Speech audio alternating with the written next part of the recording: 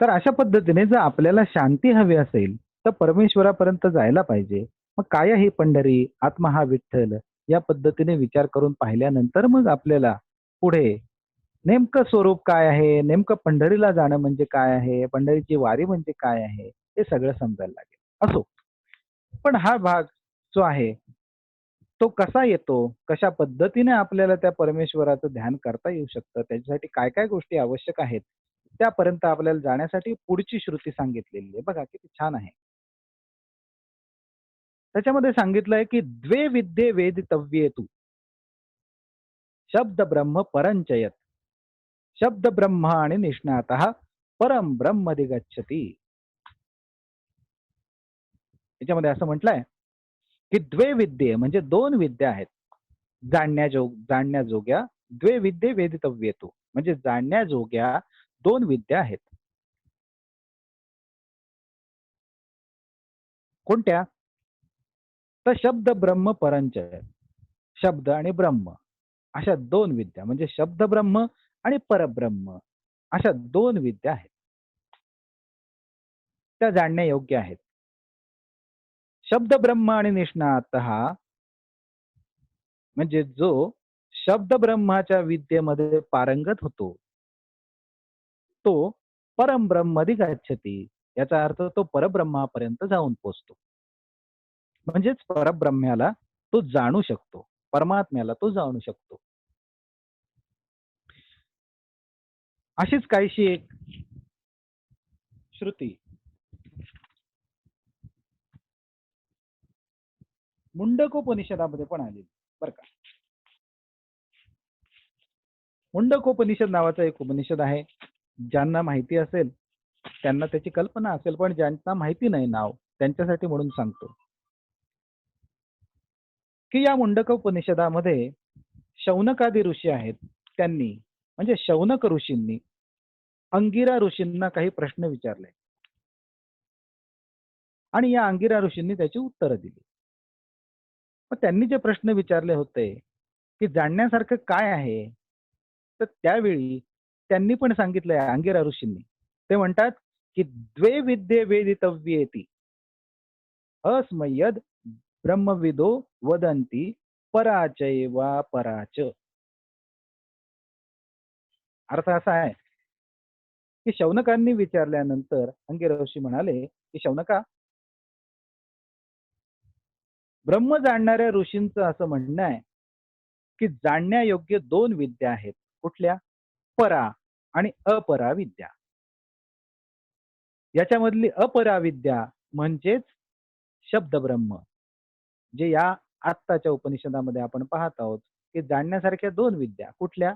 शब्दब्रह्म म्हणजे अपराविद्या आणि पराविद्या म्हणजे परब्रह्म. मग आता यात पराविद्या आणि अपराविद्या काय-काय आहेत बरं? किंवा शब्दब्रह्म आणि परब्रह्म काय आहे बरं? थोडक्यात पाहूया. या मुंडकोपनिषदामध्येच पुढच्या श्रुतीमध्ये त्यांनी याचं वर्णन पण केलेलं आहे. ते म्हणतात, की "तत्र परा ऋग्वेदो यजुर्वेदः सामवेदोथर्ववेदः शिक्षा कल्पो व्याकरणं निरुक्त छंदो ज्योतिषमिति. अथ परा यया तदक्षरमधिगम्यते." आता हे जे उपनिषद आहे, हे गद्य उपनिषद आहे. आपण इथे जे पाहत आहोत, आत्ताचं आपलं ब्रह्मबिंदू उपनिषद हे पद्य उपनिषद आहे. याच्यामध्ये श्लोक आहेत, श्लोक स्वरूपात आहेत, अनुष्टुप छंदातलं आहे. हे तसं नाही. मुंडकोपनिषद हे गद्य उपनिषद आहे. आता आपण जी श्रुती पाहिली त्याच्यामध्ये काय म्हटलंय, की तत्र तत्र अपरा. अपरा विद्येमध्ये काय आहे? तर षडंग आदी वेद आहेत. म्हणजे ऋग्वेद, यजुर्वेद, सामवेद, अथर्ववेद हे 4 वेद. आणि या वेदाची षडंग 6 अंग आहेत. कुठली? 6 अंगामध्ये आहे कल्प, शिक्षा, कल्प, व्याकरण, निरुक्त, छंद आणि ज्योतिष अशी 6 अंग या वेदाची आहेत. अशी जी ही 6 अंगयुक्त वेद आहे, चतुर्वेद आहेत, ही आहे अपराविद्या. म्हणजे शब्द ब्रह्माची विद्या. आणि अतपरा यथा यया तदक्षरमध्ये गम्यते. म्हणजे काय? तर त्यांनी म्हटलं की ज्याच्यामध्ये परब्रह्माचं वर्णन केलेलं असतं, अक्षर ब्रह्माचं वर्णन केलेलं असतं. अक्षर जे कधीही क्षर होत नाही, अशाचं वर्णन आहे, ती आहे विद्या पराविद्या. याच्यात आणि त्याच्यामध्ये हे साम्यच आहे. वेगळ्या भाषेमध्ये एकच गोष्ट सांगितलेली आहे. प्रत्यक्षामध्ये जर आपण उपनिषदांच्या बाबतीमध्ये पाहायला लागलो, तर आपल्याला ही गोष्ट लक्षात येण्यासारखीच आहे, की ह्या सर्व गोष्टी ज्या आहेत, त्याच्यामध्ये सांगितल्या जात असलेल्या वेगवेगळ्या प्रकारे, वेगवेगळ्या शब्दामध्ये सांगितल्या जात आहेत, पण आहेत त्या सारख्याच. आता याच्यामध्ये आपण पाहिलं 4 वेदांबद्दल साधारण आपल्याला माहिती आहे. ऋग्वेद आहे, यजुर्वेद आहे, सामवेद आहे. त्याचे विनियोग यज्ञामध्ये होतात. ही गोष्ट आपल्याला साधारणपणे माहिती आहे, की यज्ञ करायचा असेल तर या वेदांमधले मंत्र म्हटले जातात. यजुर्वेदी मंत्रांनी स्तुती केली जाते. त्याच्यामुळे याच्यामध्ये म्हटलंय त्याला सूक्त. वेदांची सूक्त आहेत. यजुर्वेद जो आहे तो जास्त गद्य आहे आणि त्याचा विनियोग जो आहे तो देवतांसाठी ज्या हवी दिल्या जातात त्याच्यासाठी केला जातो. तिसरा जो सामवेद आहे, ज्या ज्या देवतांचं आवाहन केलेलं आहे स्तुती करून आपण, त्या देवतांसाठी गायन केलं जातं आणि गायन करून त्यांचं रंजन केलं जातं. त्यांना आव्हानही असतं, त्यांचं रंजनही असतं, त्यांची पूजाही असते. असं सगळं या गायनातनं केलं जातं. तो सामवेद. अथर्ववेदामध्ये शांती पाठ जे असतात त्यांचा त्यांचा उपयोग, त्यांचा विनियोग अथर्ववेदाचा तिथे असतो.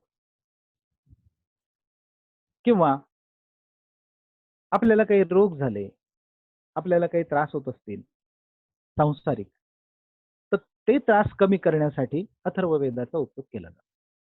अशा पद्धतीने या 4 वेदांचा विनियोग आहे. पण हे 4 वेद जर शिकायचे असतील, तर त्याच्यासाठी वेदातली जी षडंग आहे, त्यांचा विचार करणं फार आवश्यक आहे. जर आपण या वेदांच्या षडंगांचा अभ्यास केलेला नसेल, तर वेद कितीही शिकून काहीही उपयोग नाही. ही षडंग कुठली? तर त्याच्यामध्ये सांगितलंय पहिलं ते आहे शिक्षा. आता वेद ही मौखिक विद्या आहे. गंमत असते बघा. अनेक वेळेला तुम्ही पण चर्चा या ऐकत असाल, की वेदांची उत्पत्ती झाली केव्हा? याबद्दल खूप चर्चा होत असतात. आणि मग अनेक विद्वान असतात. ते याच्याबद्दल अनेक गोष्टी बोलत असतात. आणि गमतीशीर असतात. म्हणजे मला अनेकदा ते स्वतःला विद्वान म्हणून या गोष्टीवर बोलतात, त्यांचं तसं थोडंसं आश्चर्य वाटत असतं. ते वेदांच्या उत्पत्तीचा कालावधी सांगतात. साधारण एक 2000 वर्षापूर्वी, 3000 वर्षापूर्वी, 5000 वर्ष, काही जण म्हणतात 10,000 वर्ष, काही जण म्हणतात 15 ते 20, काही जण अगदी लांब-लांब जाऊन 24-25 हजार वर्षापर्यंत पोहोचू शकतात. मग नेमका वेदांच्या उत्पत्तीचा कालावधी काय असेल? जर तुम्हाला इंटरेस्ट असेल तर सांगेल बरं का. नाहीतर आपण जो विषय चाललाय त्याच्यामध्येच जाऊया. कारण या बनत्या विषयामध्ये पोहोचण्यामध्ये आपण वेळ घालवण्यापेक्षा पुढे जाऊया. जाणण्याची इच्छा असेल तर बोलतो, नाहीतर पुढे जाऊ. सांगा काय?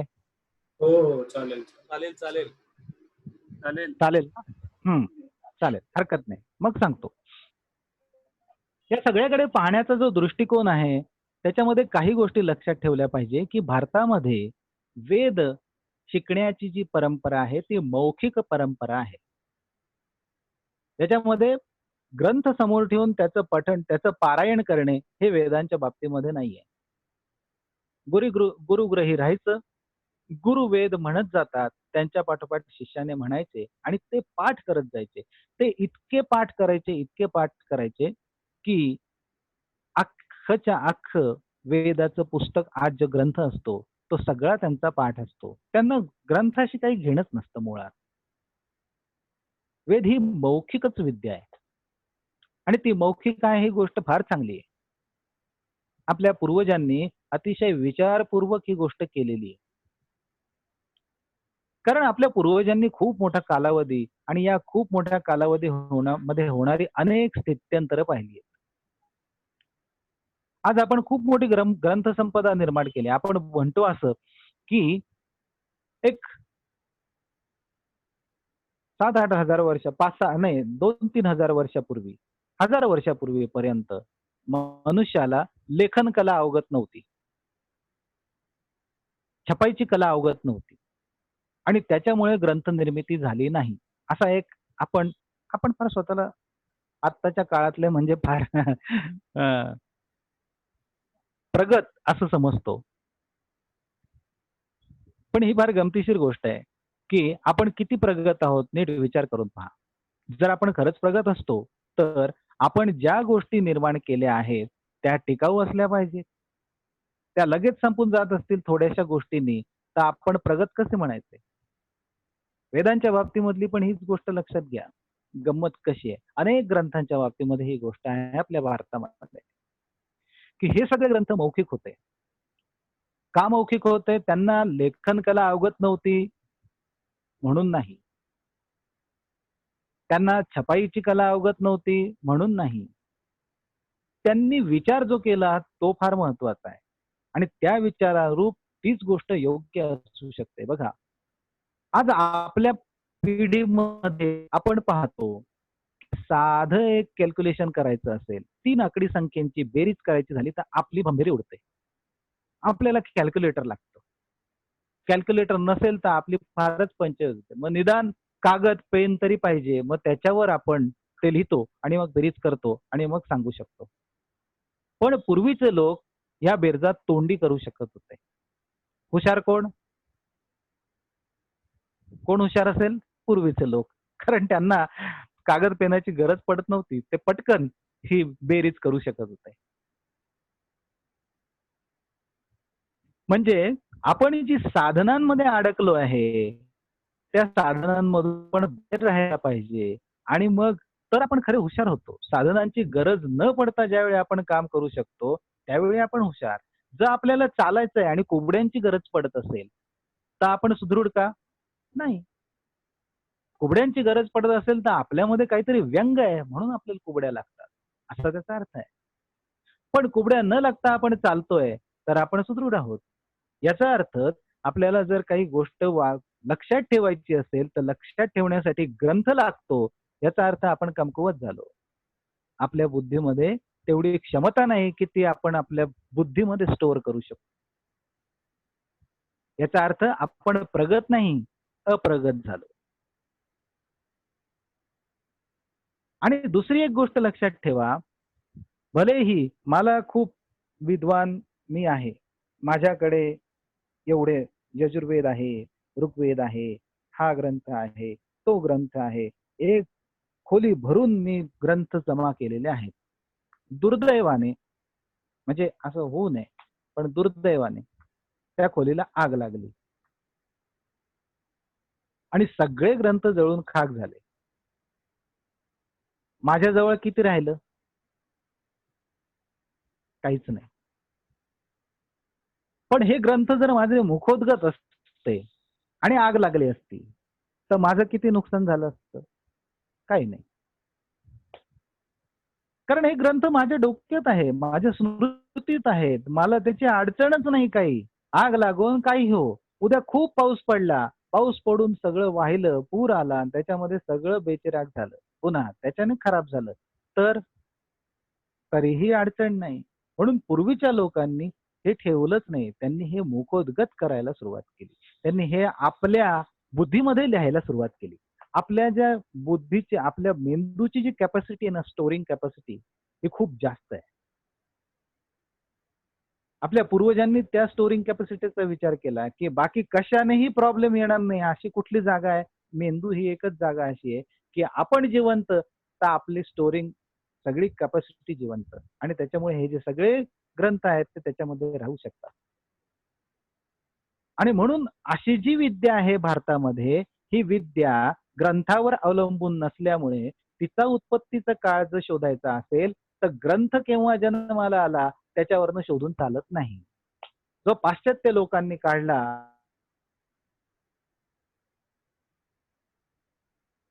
तो ग्रंथावरनं काढलेला आहे. हा जाऊन पोहोचतो 5000 वर्षाच्या आसपास. त्याचं कारणही आहे. त्याला सुद्धा लॉजिक आहे. आपल्याकडे या सगळ्या गोष्टी ज्या आहेत ना, खूप लॉजिकल आहे. लक्षात ठेवा. 5000 वर्षापूर्वी द्वापारयुग संपत येण्याचा काळ होता आणि कलियुग सुरू होण्याचा काळ होता. आणि द्वापार युगामध्ये ग्रंथ निर्मिती होत असते अशी गोष्ट जर तुम्ही नीट ग्रंथ वाचले असतील तर त्याच्यामध्ये येते. द्वापार युगामध्ये व्यास जन्माला येतात आणि हे व्यास मनुष्याची बुद्धी कमी होत चालली आहे. मनुष्य अज्ञानी होत चाललेला आहे. मनुष्याची क्षमता कमी होत चालली हे पाहून जे मौखिक आहे ते ग्रंथामध्ये लिहायला सुरुवात करतात आणि तिथून ग्रंथ निर्मिती सुरू होते आणि म्हणून वेदांचा कालावधी जो यांनी शोधलेला आहे ग्रंथचा कालावधी तो जाऊन पोहोचतो 5000 वर्षापूर्वीपर्यंत. ही त्याच्या मागची गोष्ट आहे. पण वेद कधी निर्माण झाले म्हणाल तर आपल्या शास्त्राप्रमाणे ज्यावेळी सृष्टी निर्माण झाली, ती सृष्टी निर्माण व्हायच्या आधी ब्रह्मदेवाने तपश्चर्या केली होती आणि ही तपश्चर्या करताना ती तपश्चर्येचं फळ म्हणून परमेश्वराने त्याला वेद सांगितले होते. तिथे पहिल्यांदा वेद निर्माण झालेले आहेत. अगदीच निर्मिती पाहिजे असेल तर. पण हे शब्द ब्रह्म आहे. त्यामुळे ज्या वेळपासनं परमेश्वर आहे, त्यावेळपासनं वेद आहेत. म्हणजे वेद हे अनादी आहेत. वेदांच्या निर्मितीचा काळ काहीही सांगता येणं अशक्य आहे. ज्याला आधीच नाही असा, ज्याला जन्मच नाही असा वेद आहे. कारण वेद हा परमेश्वराचे निश्वास आहेत. लक्षात घ्या. आणि म्हणून वेदाच्या निर्मितीचा काळ शोधण्याच्या फंदात शहाण्या माणसाने पडू नये. पण सध्याच्या काळामध्ये शहाणी माणसंच कमी आहेत. त्यामुळे ते वेदाच्या निर्मितीचा काळ शोधतच बसले. शोधू देत बापडे, आपल्याला काय घेणं आहे. असो. ह्या सगळ्या गोष्टी ज्या आहेत त्याच्यामध्ये आता हे जे शब्द ब्रह्म आहे त्याच्याविषयीच आपण पाहत होतो की यात कुठे गेलं रे,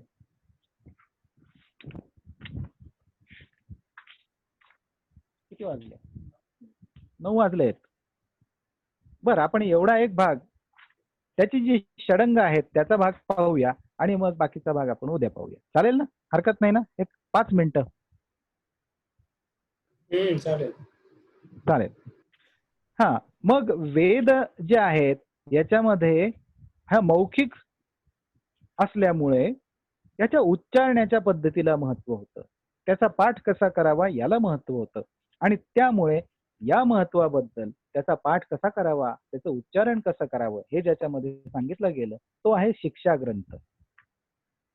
त्याला म्हटलं जातं वेदाचं एक अंग शिक्षा, वेद शिक्षा.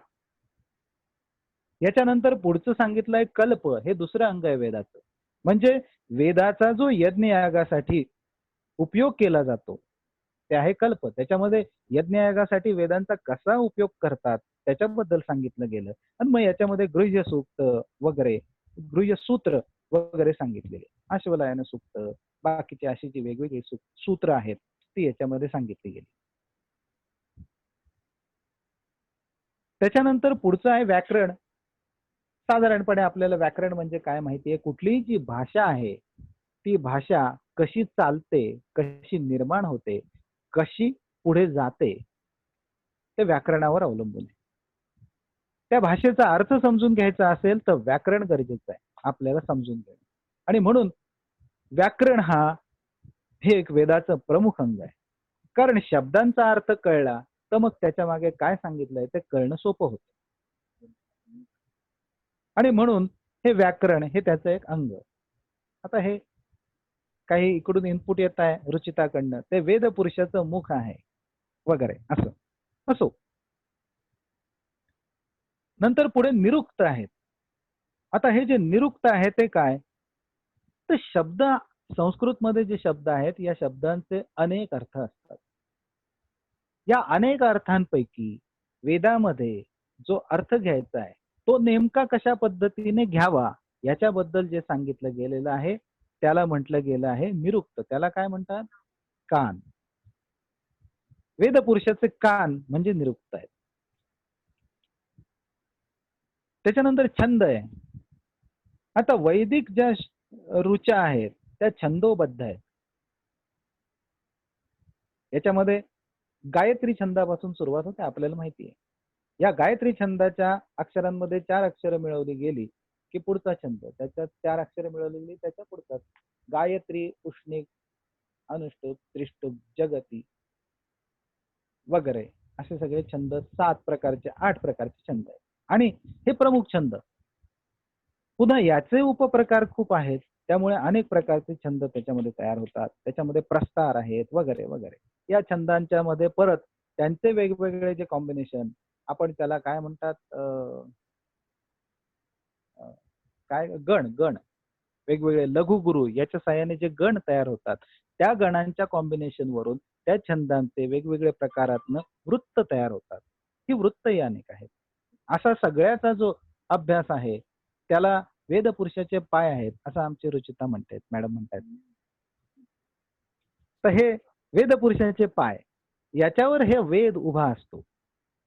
याचा अभ्यास मोठा आहे. पिंगल म्हणून जे ऋषी आहेत त्यांनी याच्याबद्दल बरंच लिहिलेलं आहे. याच्यावरचा ग्रंथ पिंगलांचा फार श्रेष्ठ ग्रंथ आहे. त्याच्यानंतर निरुक्ताचा ग्रंथ जो लिहिला आहे तो यास्काचार्यांनी लिहिला आहे. त्यांच्या पूर्वीही काही होते, पण आपल्याला ज्ञात जो ग्रंथ आहे, माहितीचा जो ग्रंथ आहे तो आहे यास्काचार्यांचा. याच्यानंतर पुढचं जे आहे ज्योतिष, ते एक वेदाचं अंग आहे, फार महत्वाचं अंग आहे. कारण याच्यामध्ये ग्रह नक्षत्रांची स्थिती, गती आणि त्यांच्याशी आपला असलेला संबंध याच्यावर विचार केला गेलेला. कुठलीही जी गोष्ट करायची आहे त्याच्यासाठी योग्य कालावधी पाहिजे असतो, तर त्या गोष्टीचा उपयोग आहे. पाऊस पडण्यासाठीचे कालावधी ठरलेला आहे, वर्षा ऋतू आपल्याकडे. मग आपल्याला जर पेरणी करायची असेल तर आपल्याला मुहूर्त पाहावाच लागतो पाऊस पडण्याचा. आहे की नाही? आपण म्हणालो नाही नाही, मुहूर्त बिर्त काही नसतं, असं काही नसतं, त्याच्याने काही फरक पडत नाही, आम्ही उन्हाळ्यामध्ये पेरू. पेरा, काय बिघडणार आहे? उगवणार नाही फार चांगलं, एवढाच होईल भाग. पावसाळ्यामध्ये ज्या गोष्टी सहज घडणार आहेत त्या उन्हाळ्यामध्ये अति कष्टाने घडणार आहेत. उन्हाळ्यामध्ये झाडं लागणारच नाही आणि उगवणारच नाही असा विषय नसतो. उगवू शकतात, लागू शकतात. पण पावसाळ्यामध्ये जे सहज होणार आहे ते इतर वेळी कष्टाने होणार आहे. त्याच्यासाठी अतिशय परिश्रम घ्यावे लागणार आहे. ही गोष्ट महत्वाची. तसं अनेक क्रिया ज्या आपण करत असतो दैनंदिन जीवनामध्ये सुद्धा, त्या क्रिया करताना या सगळ्या ग्रह नक्षत्रांच्या दृष्टीने अनुकूल जर काल पाहिला तर आपल्या क्रिया सहजपणे होतील. अन्यथा त्याच्या विपरीत कालावधीमध्ये आपण जर त्या केल्या तर आपल्याला जास्त कष्ट पडतील, अशी गोष्ट असते. आणि म्हणून शहाण्या पुरुषाने, शहाण्या माणसाने जी गोष्ट करायची आहे ती कमी त्रासामध्ये करणं हे खरं शहाणपण आहे. थोडा वाट पाहावी लागली, बिघडत नाही ना. पावसाळा आला की पेरू, काय बिघडलंय? बिघडत नाही. पण कमी कष्टामध्ये काम होत आहे तोवर आपण इतर कामं करू शकतो. अशा पद्धतीने मुहूर्त किंवा या दिनमानाचा विचार, त्याच्यानंतर कालमानाचा विचार, संवत्सरांचा विचार, त्याच्यापूर्वी आपण पाहिलं तर ऋतूंचा विचार, हा सगळा विचार याच्यामध्ये केला गेला आहे. त्याच्यानंतर युगमानाचा विचार केला गेलेला आहे. असं सगळं ज्यावेळी आपण करत असतो त्यावेळी मग आपल्याला ही सगळी जी कार्य करणं आहे तर सोपं होतं. अशा पद्धतीने हे जे ज्योतिष आहे ते वेदपुरुषाचे डोळे आहेत असं म्हटलंय. म्हणून ही जी षडंग आहेत, आता याच्यामधला एक एक विषय जर आपण शिकायचा ठरवला तर म्हणजे ही षडंगच आपल्याला आत्मसात करायची ठरवली, त्याच्यापैकी एक एक अंग अभ्यास करायचं ठरवलं तर आपलं आयुष्य कमी. आपण व्याकरण घेऊन शिकायचं ठरवलं तर अख्खा जन्म जाईल पण व्याकरणाचा थांगपत्ता तरी लागणार नाही. आपल्याला असं वाटेल की हो माहिती आहे आपल्याला पण अजून खूप बाकी आहे. आपण छंदांबद्दल पाहायला गेलो, छंदही अशीच गोष्ट आहे. आपण निरुक्ताबद्दल पाहायला गेलो, ती पण अशीच गोष्ट आहे. आपण ज्योतिषाबद्दल पाहायला गेलो, ती पण अशीच गोष्ट आहे. आपण शिक्षेबद्दल पाहायला गेलो, ती पण अशीच. प्रत्येक गोष्ट अशी आहे की अथांग आहे. आणि हे सगळे 6 समुद्र ओलांडल्यानंतर पुढे 4 मोठे समुद्र पुन्हा उभेच आहेत, वेद. मग ते समजून घेणं हा एक वेगळा विषय होतो. असं हे सगळं जाणल्यानंतर ज्याने जाणलेलं आहे तो परमेश्वराला जाणू शकतो असं म्हटलंय. तर ते कसं ते आपण उद्या पाहूया. ओम सहना भवतु. ॐ सहना भवतु सहनौ भुनक्तु. सहनौ भुनक्तु सह वीर्यं करवावहै. वीर्यं करवावहै तेजस्विनावधीतमस्तु. तेजस्विनावधीतमस्तु मा विद्विषावहै. मा विद्विषावहै ओम शांति शांति शांति. ॐ शान्ति शान्ति शान्तिः हरि ओम. हरि ओम. हरि ओम. ओम